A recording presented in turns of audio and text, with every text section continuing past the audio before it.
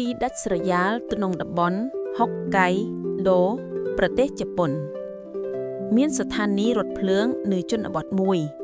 ដែលហាក់ដូចជាមិនសមហេតុផលទាល់តែសោះវេទិកាស្ថានីយ៍នោះមានភាពស្ងប់ស្ងាត់ជ្រងំហាក់បីដូចជាទទេស្អាតអស់រយៈពេលជាច្រើនឆ្នាំលើកលែងតែសម្រុបជើងរបស់សិស្សស្រីតែម្នាក់គត់ប៉ុណ្ណោះរថភ្លើងត្រូវបានកំណត់ពេលច្បាស់លាស់គឺគ្រាន់តែសម្រាប់នាងប៉ុណ្ណោះដើម្បីដឹកនាងទៅសាលារៀនហើយនាំនាងត្រឡប់មកវិញសម្រាប់អ្នកផ្សេងស្ថានីយ៍នោះគ្រាន់តែជាអគារឈើចាស់មួយប៉ុណ្ណោះប៉ុន្តែសម្រាប់ក្មេងស្រីនោះនិងសម្រាប់អ្នកភូមិមួយចំនួនស្ថានីយ៍នេះបានតំណាងឲ្យក្តីសង្ឃឹមនិងការតបតបវាជាទីកន្លែងដែលឈររវាងការបន្តទំនាក់ទំនងនិងការបិទទ្វារជារៀងរហូតដោយជានិមិត្តសញ្ញាអំពីរបៀបដែលមនុស្សម្នាក់តែឯងអាចរក្សាទីកន្លែងមួយឲ្យមានជីវិតភាពស្ងប់ស្ងាត់នៅស្ថានីយ៍នោះមិនមែនជាភាពឯកោទេតែជាការរងចាំដោយអត់ធ្មត់នៅពេលព្រឹកព្រលឹមនិងពេលល្ងាចរថភ្លើងបានមកដល់និងចាក់ចេញដោយសំឡេងខ្សុះខ្សួយដ៏ទន់ភ្លន់មួយធ្វើឲ្យខ្យល់ត្រជាក់នៃហូកៃដូមានចលនាក្មេងស្រីនោះឡើងរថភ្លើងដោយស្ងៀមស្ងាត់ដឹកនាំដោយការតាំងចិត្តដ៏សាមញ្ញមួយគឺការស្វែងរកចំណេះដឹងនាងប្រហែលជាមិនបានដឹងទេថាជីវិតប្រចាំថ្ងៃដ៏សាមញ្ញរបស់នាងកំពុងតែរក្សាខ្សែរថភ្លើងទាំងមូលឲ្យដំណើរការបន្ទាប់ពីការបញ្ចប់ដ៏ផ្អែមល្ហែមល្វីងជូរច្បត់ទីបញ្ចប់ពេលវេលាដែលមិនអាចជៀសវាងនោះក៏បានមកដល់នៅពេលដែលសិស្សស្រីរូបនោះបានបញ្ចប់ការសិក្សានៅឆ្នាំ2016កង់របស់ស្ថានីយ៍នោះក៏បានបញ្ឈប់ការវិលជារៀងរហូតវាជាពេលវេលាដែលបង្ហាញពី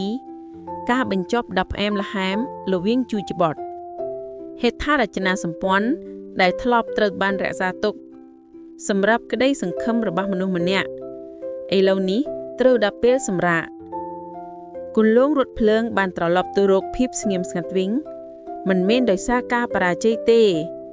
តែដោយសារបេសកកម្មបានសម្រេចសប្តាហ៍ថ្ងៃនេះរឿងរ៉ាវរបស់វាខ្សឹបប្រាប់យើងអំពីតម្លៃការលះបង់និងរឿងរ៉ាវមនុស្សដែលលាក់កំបាំងក្នុងផែនដី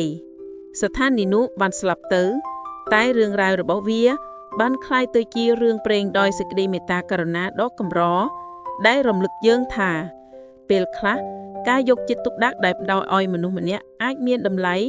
ជាងផលចំណេញហិរញ្ញវត្ថុទៅទៀតអ្វីដែលយើងបានរៀនពីនេះ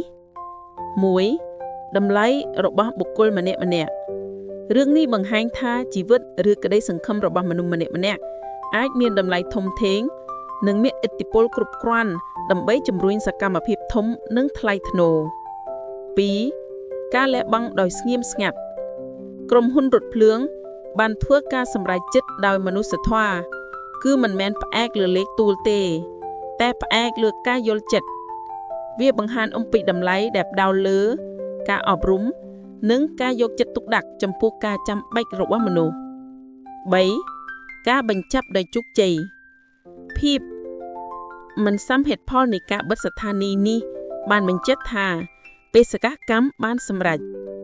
ការបញ្ចប់នៃរឿងរ៉ាវមិនមែនតែជាការបរាជ័យទេតែវាអាចជាសញ្ញានៃភាពជោគជ័យដ៏ស្ងប់ស្ងាត់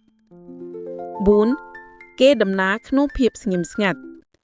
ស្ថានីយ៍នោះនៅតែជាទីកន្លែងដ៏សំខាន់មិនមែនដោយសារទំហំនៃការធ្វើពាណិជ្ជកម្មទេតែដោយសាររឿងរ៉ាវដ៏ទន់ភ្លន់របស់វា